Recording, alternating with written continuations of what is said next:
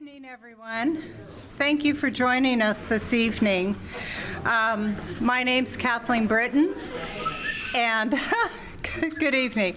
My name's Kathleen Britton. I'm the chair of the board of Storm Surge, and it's our delight to welcome you this evening. And thank you for being here, and also make sure that you grab some refreshments. Storm Surge, as for those of you who are new to Storm Surge, was founded in 2013 as the threats to our coastline from sea level rise was starting to become a recurring problem for our community. So to address the coastal issues of climate change, we promote science-based outreach and education, including creating original content in video format for use by schools. So this evening, we are delighted that Dr. Phil Colarusso is returning after his well-received February 2020 presentation, and this evening he'll share 5 years of groundbreaking new research. With over 35 years in seagrass conservation, Dr. Colarusso is a leading expert in coastal ecosystems' role in carbon sequestration and storm protection. So his research highlights climate change mitigation, coastal protection, and marine biodiversity. And then we are also delighted this evening to welcome Nedret Andre. She is an internationally recognized artist. She's based in Boston's South End, and she uses abstract painting to raise awareness of seagrass conservation. And this is informed by collaborations with marine ecologists. Her work visually interprets the movement and the function of eelgrass meadows, fostering appreciation for these essential habitats. And we're very lucky that she brought a couple of her paintings this evening, and I believe she will show some more of her work in her presentation. So welcome. We extend our gratitude, as always, to the City of Newburyport, which allows us to use this beautiful function space for our meetings. And we also like to thank the Greater Newburyport Community Media Hub. They film and post our Speaker Series event. So this is streaming live right now, but then we also post it on YouTube on our website afterwards. Storm Surge exists because of people like you, because you share our mission to empower our community with the knowledge needed to actively mitigate and adapt to our rapidly changing shorelines, our coastal and marsh environments, and our local weather patterns. So we want to thank you for your support and for your activism. I want you to, if you can, if you haven't already seen from our website, to mark your calendars for our next speaker series, which is June 12th presentation on tidal predictability and flood forecasting with Katie Giancopoulos from the Coastal Dynamics Research Associate. She is a Coastal Dynamics Research Associate at the Gulf of Maine Research Institute. I also want to take this opportunity to encourage you to become active in our small nonprofit by volunteering. There's a lot of volunteering opportunities, including serving on our board. We're a great bunch of people, lots of fun, very smart, very, very dedicated to our mission. And of course, you are welcome.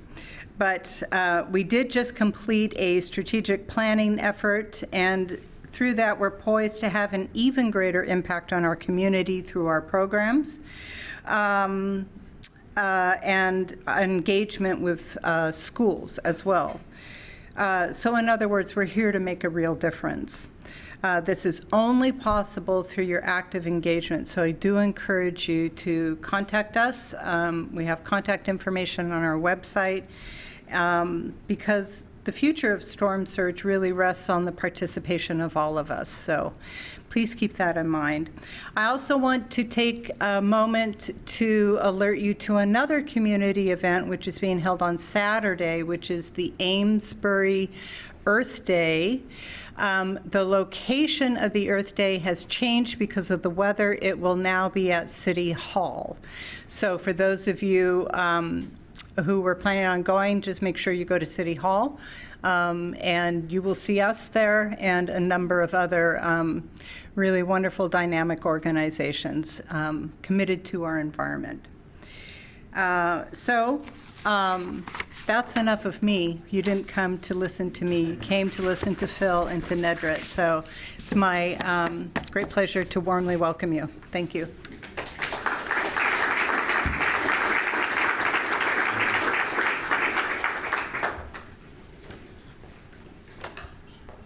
Thank you. It's a pleasure to be invited back.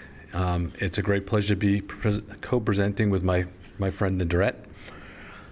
As Kathleen mentioned, the last time I was here, it was right before COVID, and I'm pretty sure my talk did not trigger the pandemic, but you may want to stop at Market Basket on the way home.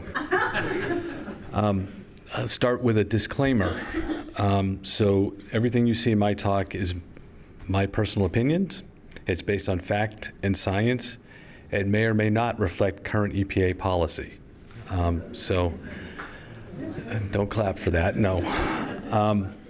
So I'm going to talk about the habitat that I spend most of my time with, which is seagrass, or in our area, primarily eelgrass. So this is my office for most of the summer. I spend a lot of time underwater looking at these plants and trying to figure out what they do and how I can make conditions better for them. And basically, eelgrass grows similar to the grass in your lawn. It has both an above ground and below ground structure. So the below ground is a long rhizome and roots, and that rhizome can live for hundreds of years. I think there was some stable isotope work done and found that the living rhizome in one meadow was almost 1,000 years old. It puts out these lateral shoots. So there's multiple shoots growing above ground off of that one central rhizome, and they can share resources. So if one shoot is in the sun, it's photosynthesizing, it's creating sugars. It can share those sugars with other shoots on that rhizome that may not be in the sun, which is actually pretty neat. If we all could share like that, it would be a better world.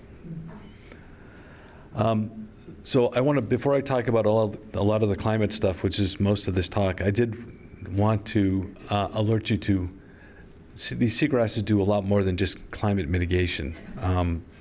They perform many essential ecosystem functions.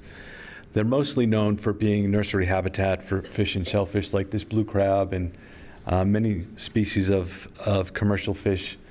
And where you have small fish, you have big fish trying to eat them. So it's an important foraging habitat for higher level predators like striped bass, and you'll see one with teeth in a moment. They're also primary producers, which means they support the coastal food chain. They're really important water filters. So envision them as the tide goes in, the tide goes out. There are particles in the water column that hit these meadows, and they drop out of the water column to the sediments. So they're filtering the water and cleaning the water in the process.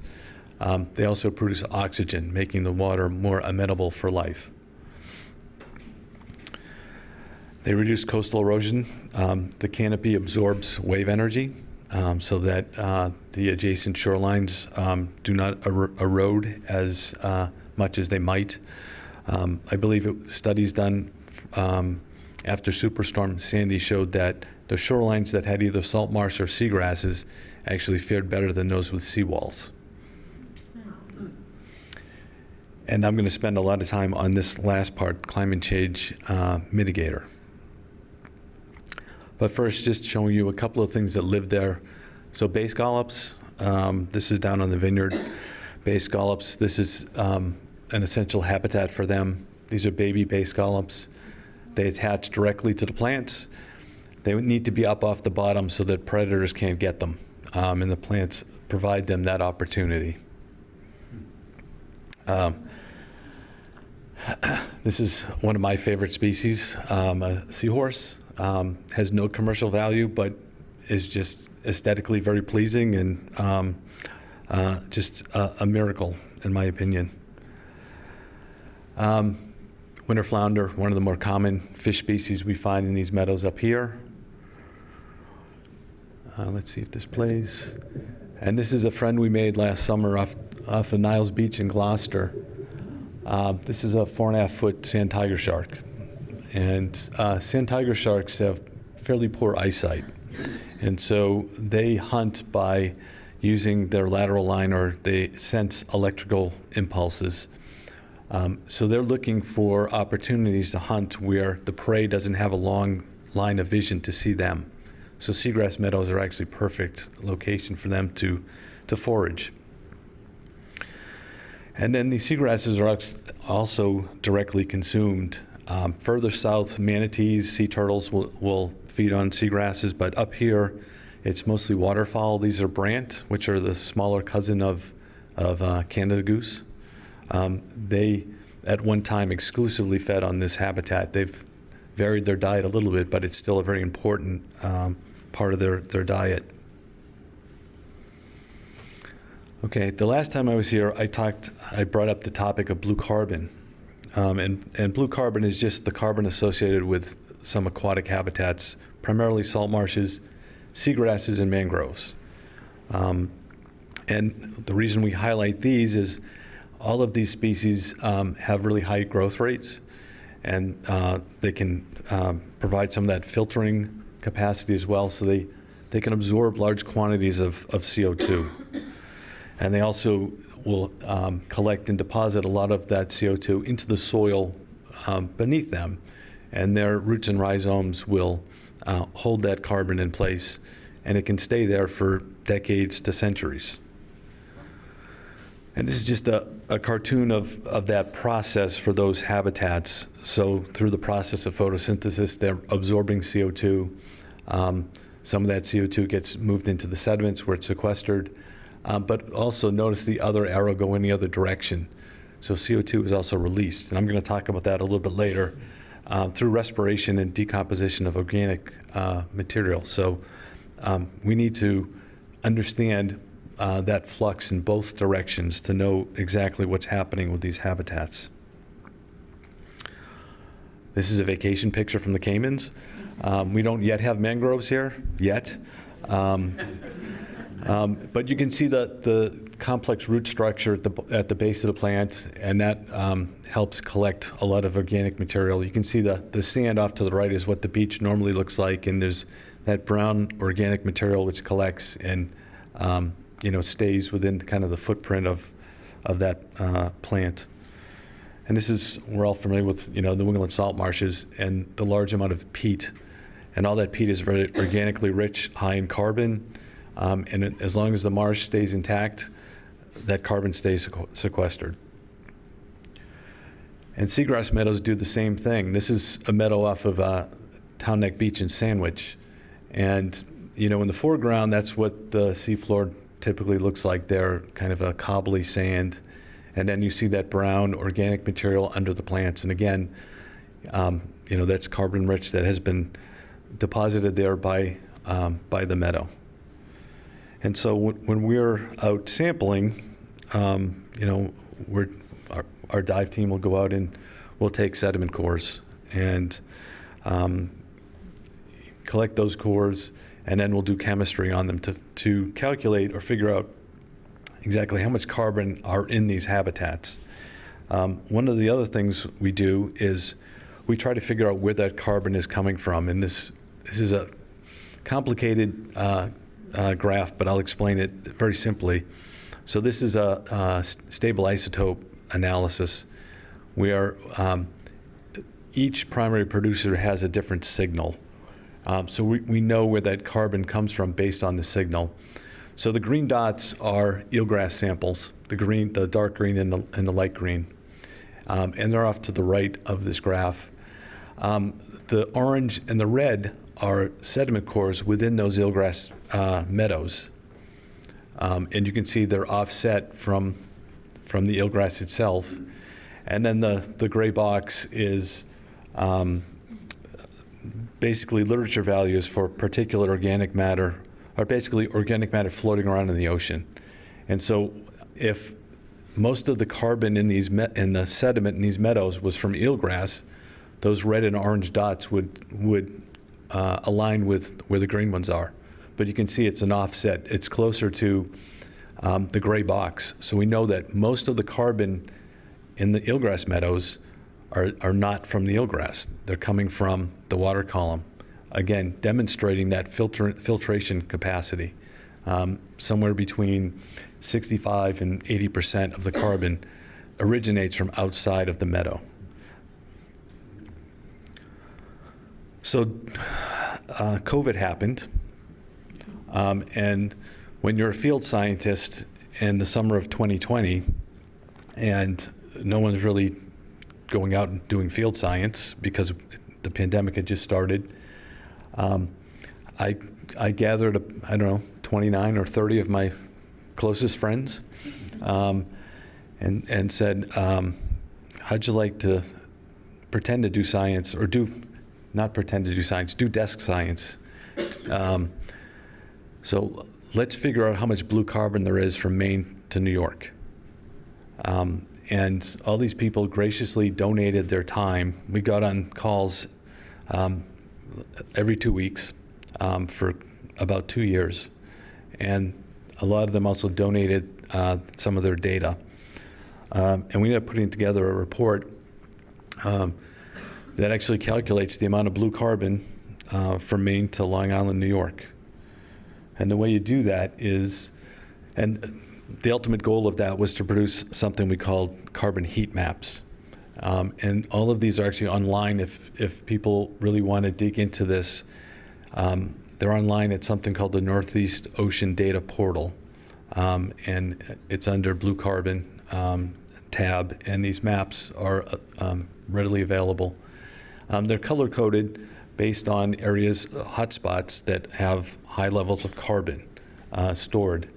And so we did this, one, to quantify, because we're scientists and we need to quantify things, but also to help resource managers figure out, from a climate perspective, what habitats would you prioritize to conserve? And so obviously the higher the color intensity, the more carbon. And so that was the intent of this. So you start by figuring out how many acres of each habitat do you have. And so we gathered the most up-to-date maps we could find for eelgrass for all the states, for salt marsh.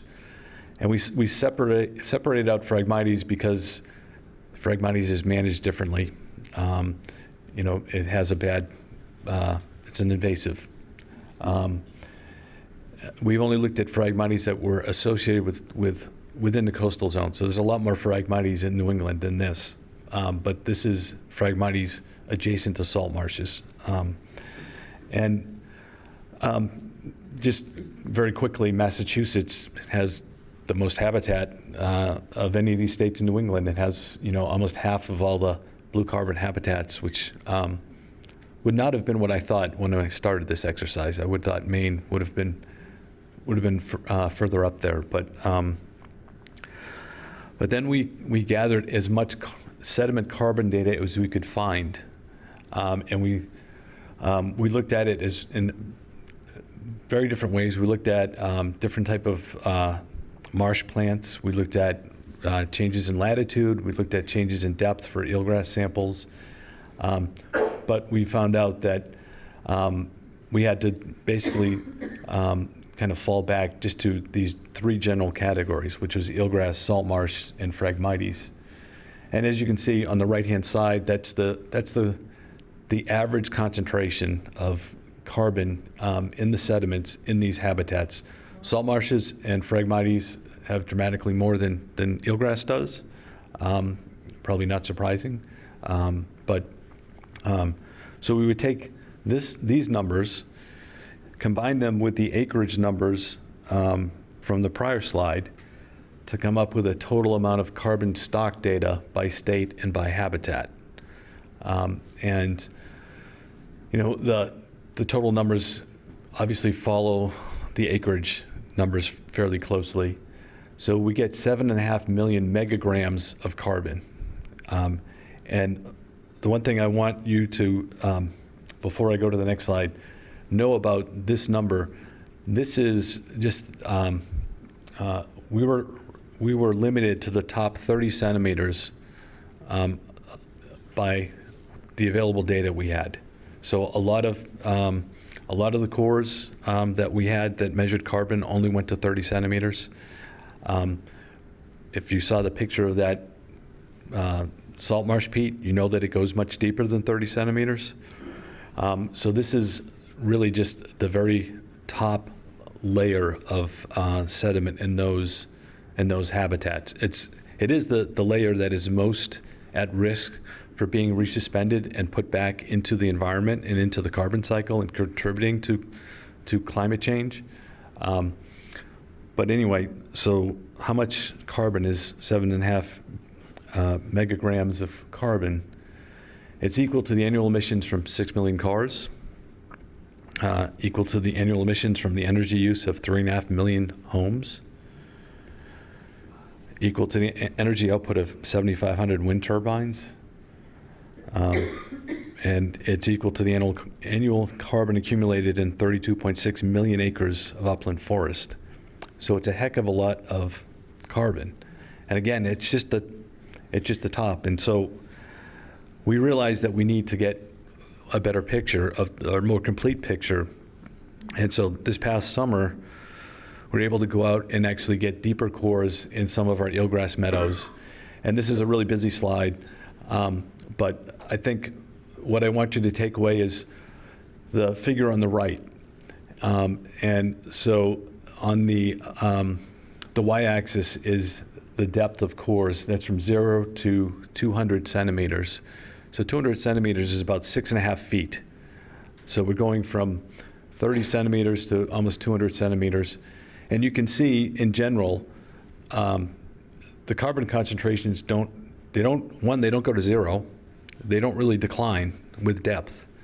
And so on that prior slide, you can almost multiply those numbers by 7. And that would give you an estimate of really how much carbon is in at least eelgrass. We have similar data for salt marsh, which hasn't been processed yet, but we're getting a more complete picture of what these habitats actually hold. So that ended our little exercise in COVID, and then once we were able to start going back out in the field, we started something that we called Beyond Blue Carbon. If you remember the figure earlier where I showed you the flux of CO2 going both into the plants and then back up, well, we felt it was important to quantify, what was happening in both directions. And so this next slide is really busy, but let me explain it. So we started a field experiment in Rhode Island, and some of my colleagues are really into oysters and oyster aquaculture.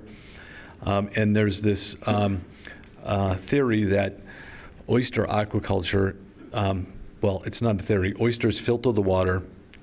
It's thought that they improve water clarity, and that the improved water clarity will enhance seagrass. And the enhanced seagrass will result in higher carbon sequestration and maybe higher climate change mitigation.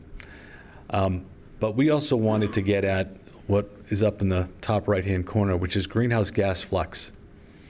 So these, any organic entity, when organic material is decomposed, it gives off not only carbon monoxide, but also gives off methane, and it gives off nitrous oxide. And those two gases are much more powerful greenhouse gases than CO2. And so we felt it was really critical to understand the fluxes of those gases as well. And that's not easily done. There has not been a lot of science done on seagrasses and greenhouse gas fluxes. And the way this field experiment was done was we had these floating chambers that we'd put out over the eelgrass meadow, and we would collect the gas that fluxed from the water column into the atmosphere and analyze it. We did that over a series of measurements over different seasons. So again, this is a busy slide. All I want you to take away from this slide is, if you see where the dotted line is, for anything that's above the dotted line, that means it is producing that gas. So on the far left side, you have CO2. At certain times of the year, we would get CO2 being emitted, more CO2 emitted from the meadows than were being absorbed. But at other times of the year, it was the reverse. The middle slide is methane, and at all times of the year, methane was being emitted from these meadows. On the right-hand side is nitrous oxide, and most of the year it was more or less a wash. Those values are not significantly different from zero, except for in October, where there was a significant absorption of nitrous oxide by these habitats. So we took all those numbers, and you can convert them to something called CO2 equivalents based on the strength of each of the gases. And so methane is 28 times more potent than CO2. So any of those methane numbers, we multiply by 28. Nitrous oxide is 265 times more potent than CO2. So we would take those numbers and multiply by 265. And after mixing all them together with the CO2 numbers as well, found that in general, eelgrass meadows are still carbon sinks. So they're still having a net positive benefit, climate benefit, even when you account for those other gases. However, if in one of the meadows that we were sampling in Rhode Island is in a really eutrophied pond, there's a lot of development around the pond. The water quality is not great. And we found that in these stressed systems, these meadows can fluctuate between a net sink or a net source, and it's primarily based on temperature. So in a warm year, respiration increases, and they become a source of greenhouse gases. In a normal or cooler year, they become sinks.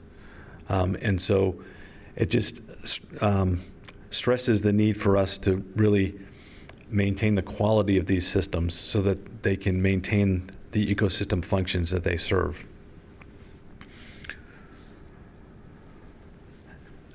And we realize we're not even capturing the entire picture, though, because 80% of the carbon from these systems are exported out of the meadow, and they could be sequestered somewhere else. So they could be sequestered in sediments outside of the meadow or in the deep sea. I remember reading William Beebe, who was one of the first people to go into the deep sea on his bathyscape, hundreds of miles from the coast, 2 miles down. He's making notes about seeing eelgrass leaves floating by the outside of his bathyscape. So if things make it to the deep sea, they're considered sequestered and outside of the regular carbon cycle. So we don't have a good handle on a large part of where the carbon that is produced in eelgrass meadows or seagrass meadows, but also in salt marshes. We know salt marshes also, will export a lot of their carbon just through their normal processes. And so that's really the next thing we're going to try to tackle. We're always looking ahead to how else we can improve these estimates. That's the next big question we're going to try to get. And with that, I just want to acknowledge a lot of my co-conspirators, collaborators. A lot of this is done with our EPA dive team. All those people humor me when I come up with these crazy ideas about where we're going to be diving and why. And they don't ask too many questions. They just go and then all my collaborators at the EPA lab in Narragansett, our Office of Research and Development, who did a lot of the greenhouse gas exchange work. That's not my area of expertise. That's their area of expertise, and they're just a pleasure to work with. And with that, I can take questions now, or we can wait till after Nadret speaks.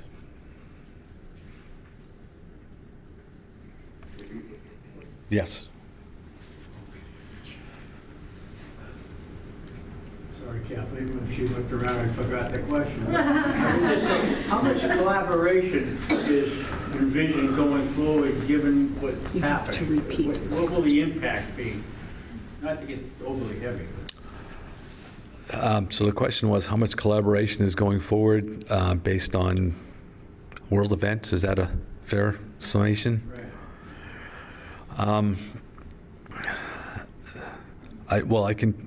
I can speak.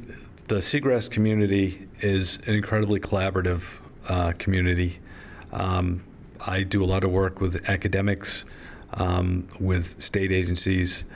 I anticipate continuing that. I was given permission to come here and speak about climate tonight. I was surprised.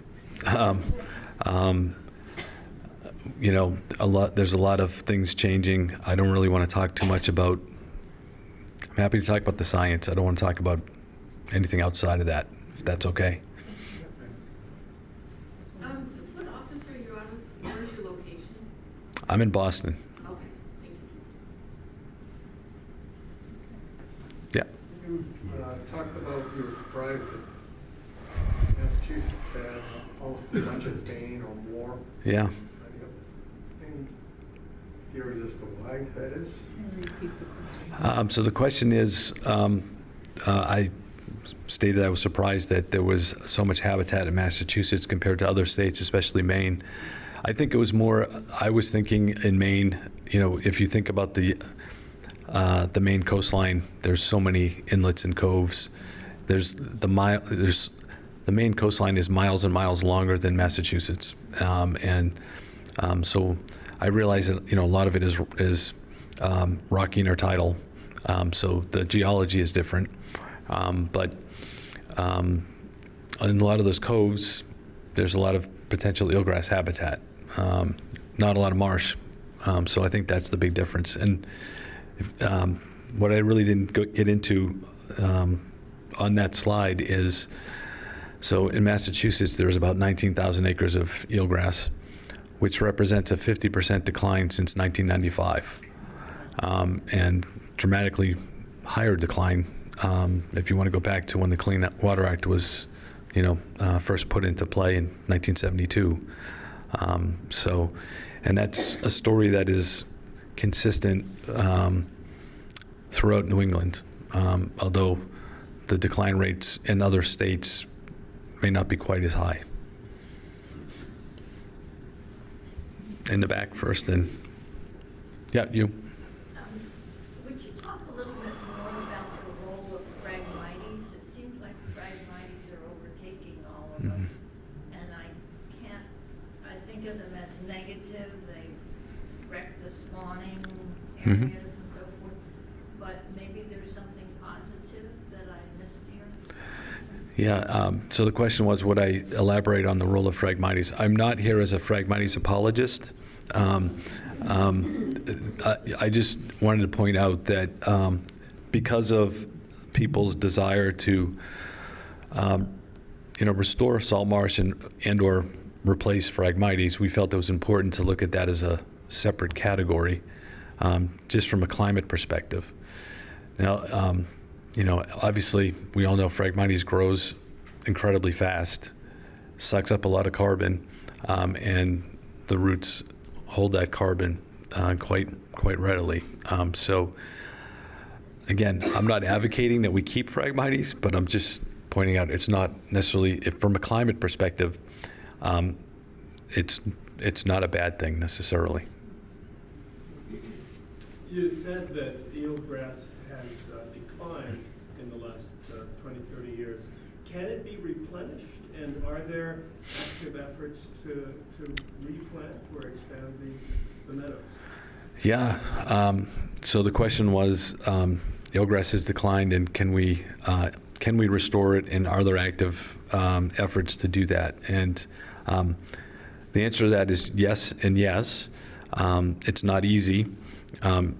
Currently, or historically in New England, the way that was done or has been attempted is by adult shoot transplanting. So going to a meadow, existing meadow, picking up shoots one at a time and moving them to a new location. And I can tell you from personal experience, I spent 24 hours underwater 1 week in Rhode Island, moving 16,000 shoots from Newport to Greenwich Bay. 2 weeks later, a tropical storm came up the coast and washed everything away.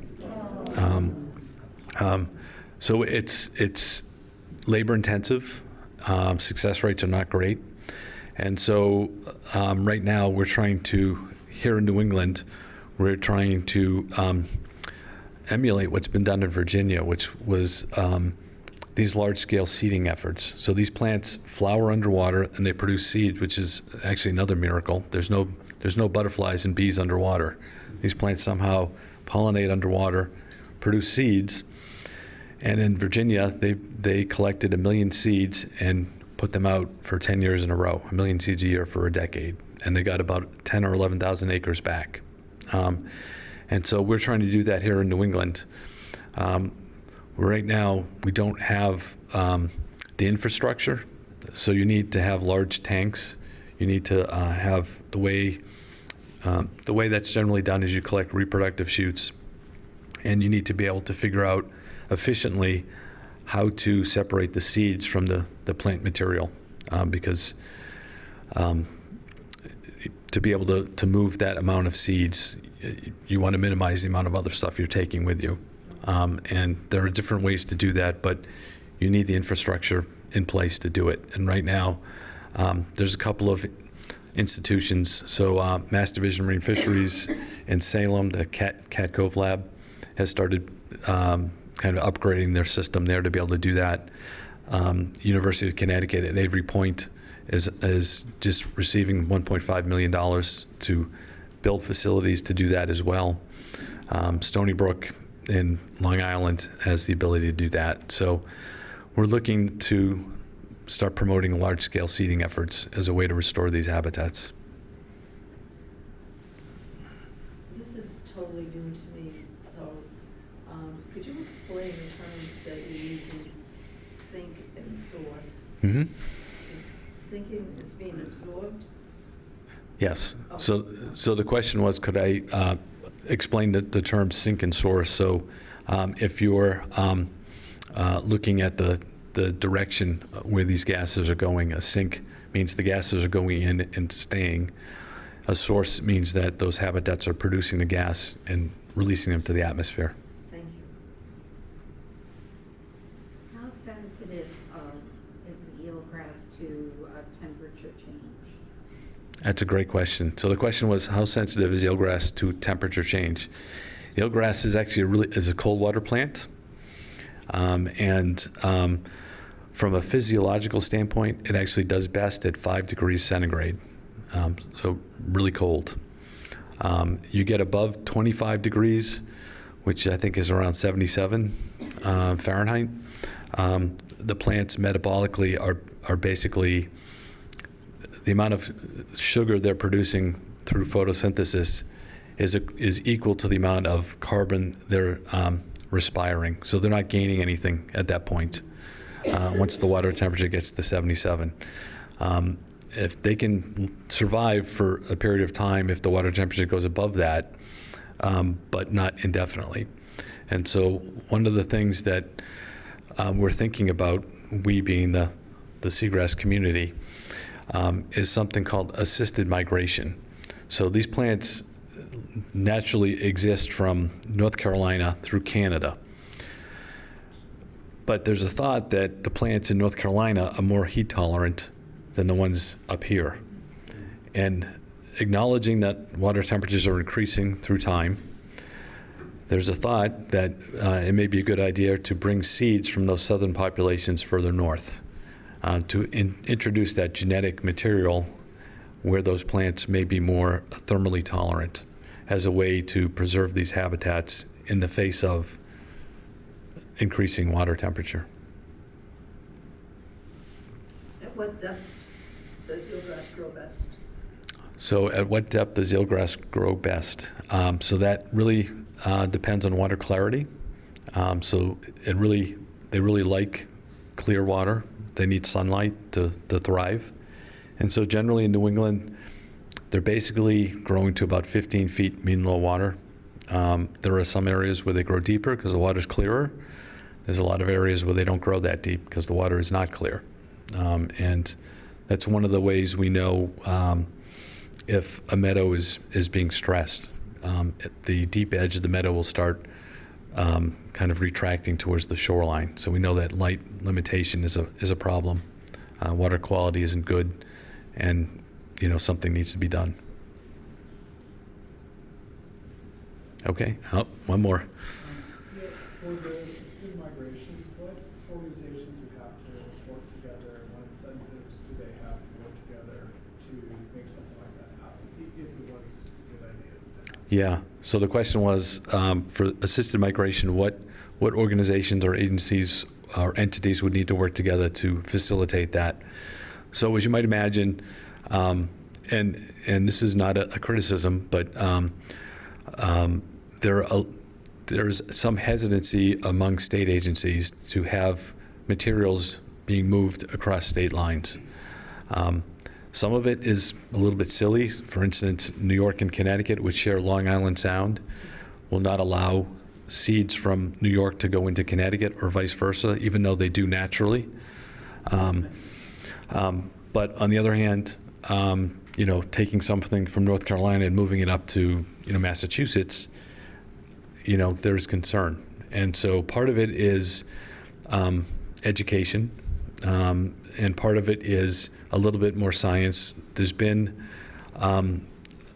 some good work done on how do we sterilize these seeds so that we're not bringing viruses or bacteria or pathogens from one ecosystem and moving it into a new one.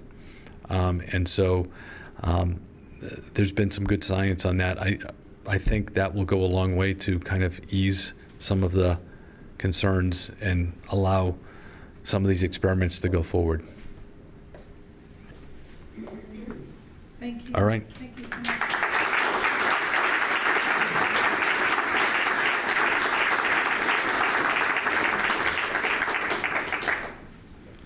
Let's see if we can get this.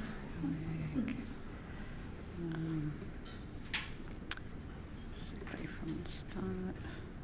Okay, so I'm a little shorter. Thank you, everyone, for coming out. Wow, I didn't expect such a big crowd, and it's amazing. Thank you, Kathleen, for organizing it, Storm Surge, and wow, what an honor to share this podium with Phil. He's been fantastic with helping me through just being the scientist that he is, inspiring me and my work and all the other scientists as well. Right now, so we're looking at a commission called Sustaining Life Commission that was installed, and I think this is like my biggest work that I've done to date in terms of the grandness of it. It's actually a painting that was commissioned because they found seagrass in the basement when they were redoing the whole building in Boston. And during COVID, I was busy with this commission because I had to sit with like 9 people on Zoom and everyone had an opinion, different interior designers and architects, and on what they wanted for this mural that was enlarged. And you could see Phil's right there with his mask. so and it was just amazing. It was just, our opening was fantastic, and Phil got to talk as well. And it just brings me great joy to be able to have such deep conversations and deep look at seagrass and our environment, actually, to have these collaborators and these wonderful minds working all together to make our planet better. So this is the actual painting that was blown up 10 times bigger. So so it's a map of Boston from 1775, and then we ended up making these, I painted these transparent seagrass, both transparent, I don't know if it does work here, and opaque, kind of representing the temporary presence of seagrass and how our actions on land affect the actions and what happens with the health of seagrass and vice versa. So when we're not overdeveloping and we're not filling land in and we're not doing too much damage to our coastline and on land, the seagrass comes back. And I think I just love having these shows. I've had many where Phil's been talking about waste management. It seems to be a big to do, but that was when seagrass came back, when we had that taken care of. So I kind of got involved with seagrass randomly, like I do with anything. This is Fred Short. He wrote a book called The World Atlas of Seagrass, and I picked it up in a used bookstore because I like turtles. And that's basically how I got involved with all these amazing people. This is Julie Simpson, and Phil's here. We've got Randall Hughes from Northeastern. I've been on many trips volunteering and recording and documenting different aspects that interest me about seagrass, and I write a blog. So this is an example of underwater terrain that came about from going up to Nova Scotia. I also got introduced to Melissa Wong, and I just been having the most beautiful time looking at seagrass. I don't look at seagrass like Phil looks at it, but I just think it's just fantastic how, for example, when we went up to Nova Scotia and some of these coves and the geology of the rocks, and yet you still find seagrass, even overlapping some of these rocks, and I think that's beautiful. Carbon capture came about because we had to talk about, I think one of the, so I go to Zostera Marina, which is one of the seagrass group things that I get invited to, thank you to Phil. And I was fascinated with this idea of how seagrass captures carbon. So this painting was kind of based off of that. This is Alyssa Novak from BU at one of my shows in 2017. So I've been painting seagrass since 2015. And these paintings that I'm showing you are more involved than when I first began, because when I first began from that book, I did 50 ways to say seagrass. They were very abstract and flat little 12 by 12s. That's how I began. And then once I started going out and learning about seagrass and volunteering and hanging out with the scientists, I feel like my work's just kind of flourished because there's a different immediate connection with the plant and the ecosystem. So here's an exhibition at Beacon Gallery. This painting's called 160K. And when we were out up in Ipswich with Alyssa Novak, we also, not only were we harvesting seagrass, but we were also, on one of the events, we were counting the green crabs. They're very prolific.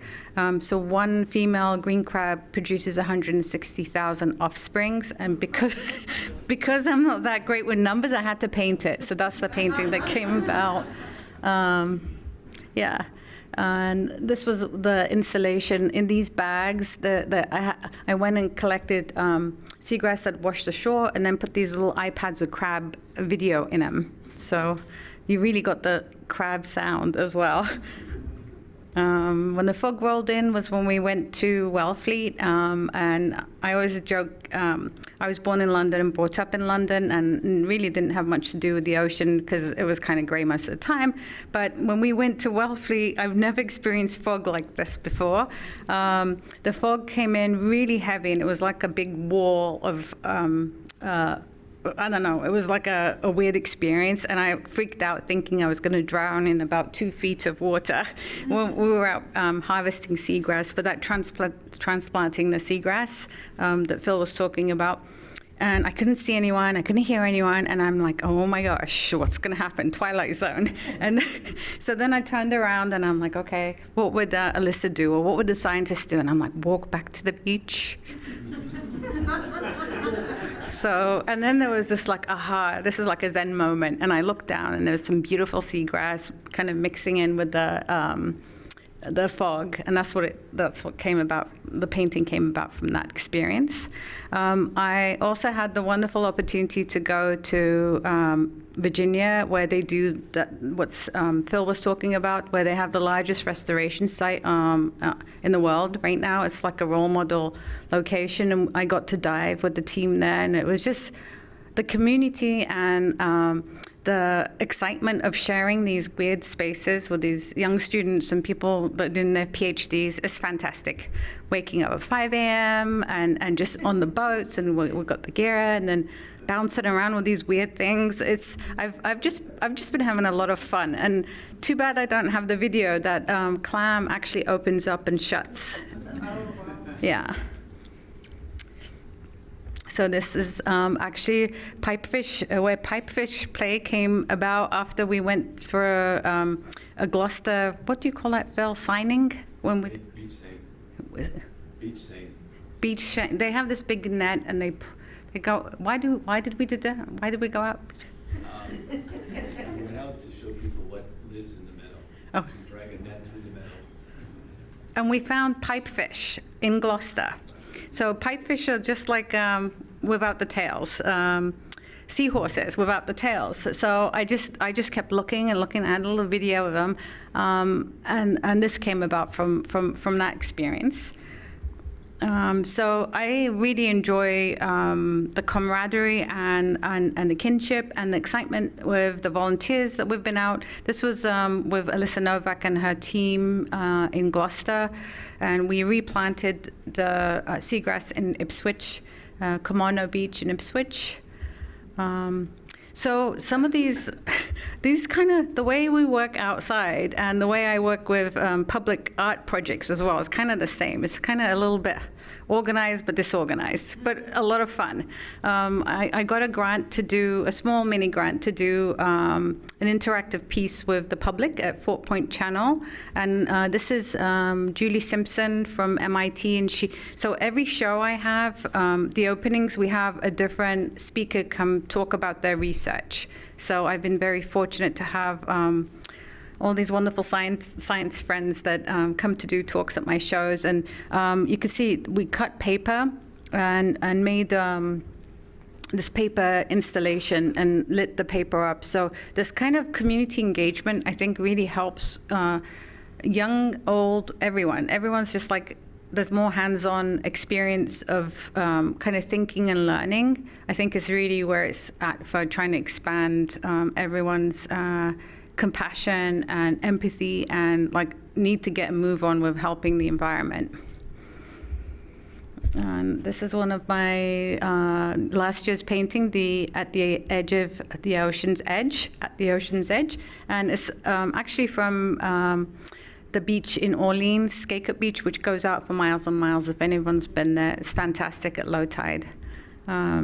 So, and then, you know, when the tide goes out, all of these like gem-like plants and, I don't know, these little worms and all kinds of like life becomes more, you become more aware of them, you start seeing them, like how everything's working together.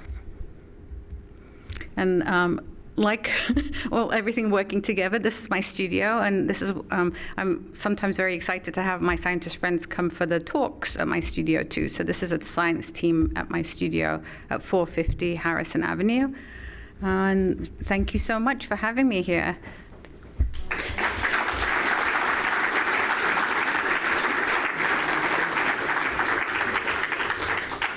Oh, does anyone have any questions? Oh, Phil does. It's more of a comment. I think you've been very modest about your work. It's incredible. And the other great thing about Nadrette is she is incredibly gracious. So what she has neglected to mention is she has donated some of the proceeds from her sales to scientists doing seagrass restoration, which I think is incredible. Thank you. Yes. So for our listening audience, I just want to repeat that Phil said that Nadrette is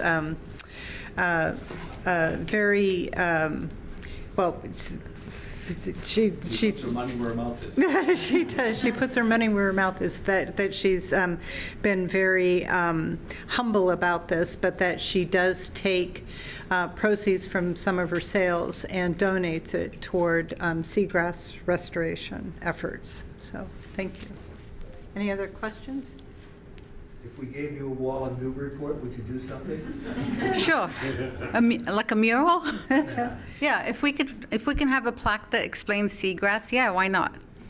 So the question was, if we gave you a wall in Newburyport, would you do a mural? And the answer is yes.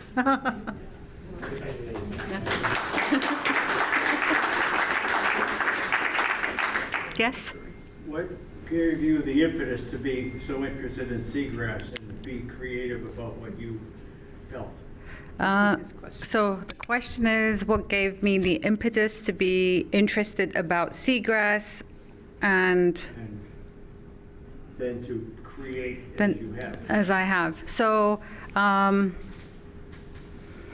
when I finished grad school, I didn't want to read a book, and I just wanted to look at books. And so you asked the question, so I'm going to explain it. And I still liked color books and art books, so I was in the thrift store, not thrift store, the, what do you call it, store? Bookstore, the secondhand bookstore, and I had all my art books, but I found this book with a turtle on it. Fred Short had co-written the book, and I put the book away because it looked like a bunch of boring text. Which I now, by the way, enjoy looking at those statistics. I kind of, how many years down the line, I'm kind of like, oh, okay, I think I kind of get the, mathematical formulations and the pictures. But yeah, I put the book back. I didn't want to get the book because I was like on I don't want to read thing. And then I'm like, just as I'm leaving, I'm like, maybe I should pick up the book because I had such a reaction. And it just opened up a huge amount of information, not because I understood what was happening, but because I emailed Fred Short and said, I've been working on these little projects and I still don't quite get seagrass. So he was generous, and actually he was one of your teachers too, right, Phil? Major professor, Fred Short. And basically he just, 2 hours, and I stopped eating red meat. I'm like, I need to be like figuring things out in this realm. And then I just started going, like he gave me Phil's information, Alyssa, there was all these different people that I got in contact with, and it just opened up a more experiential way of thinking about seagrass hands-on than just reading about it. And I think I'm more kinetic. You know how we're all like, some of us learn better, yeah. I would just share that your enthusiasm and your creativity speak miles. Thank you. Thank you. I appreciate that. Yes. Question. Yes. The painting over here is quite different, your palette that you chose for this. Yes. So the question was, your emotions when you were doing this particular painting. Oh, yeah. So we're looking at kind of almost like a monochromatic reddish painting in the background here. And the question is, it doesn't quite look like seagrass. the pictures that we saw from Phil. Yeah. Yeah, I don't, when I think about seagrass, I don't necessarily think about color that I experience the world in. The color just gets, it's internal color. It's more an internal reaction to. Yeah. And it's kind of like a meadow underwater in my head, because these are all abstracted forms, they're organic forms, but not all of them look like the one that we had of Boston that was more like a map where you could see representational work. So it's to do with the feel. You know, if you go on a summer's day and you just swim in Niles Beach with the shark, and now I'm like, that's my favorite beach, and I'm going to be going, what? There's sharks. If you know, it's just this feel of the warmth. Even though it's water, it seems really weird, but to me, that's the colors that come to mind. And I don't have any set ideas about colors. My working practice is very process-oriented, and it's more to do with like stepping back and looking and coming back to the studio over and over. I work in oils. These are oils, and they take forever to dry. So it's almost like having a conversation with the painting, and it just develops and develops. And maybe it started out, I don't know, yellow, or I don't have like a big idea about them. I just let them evolve. Thank you. Yep. Yes.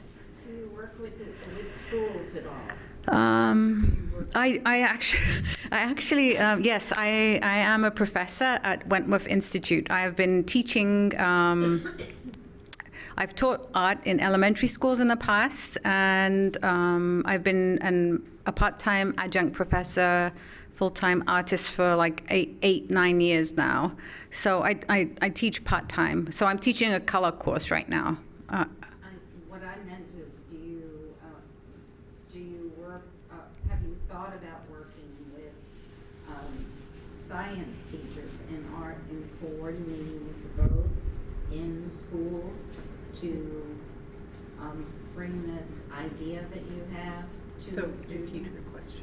Okay. So the question is, have I thought about working with schools, science teachers, and art to bring about this awareness of seagrass? I have not. I mean, I just recently applied to a grant. I don't know if I'll even get it. It's a small grant in Rhode Island, and it's just for 2 weeks to be on the beach, but you have to do something with children. So I just came up with something with using photography. So I don't know, if you have ideas, you should get my, and I had another grant in 2020. I think I got this grant to do my seagrass flyers. So you're all welcome to take one of them. It has information that I've been collecting from the scientists and online and everything. So you're all welcome to take one. So every Sunday my studio's open at 450 Harrison Avenue, and I'm kind of like the PR person for Seagrass. I hand these out. I print them out, extra prints, and I hand them out to everyone, and it's kind of a nice gift to give people when they learn about Seagrass, so they can come back and reference them. So I'll put those on the back table. yeah. Thank you. So I'll put them on the back table for you. Are there any more questions? Great. Thank you. Thank you all for coming this evening. We appreciate it.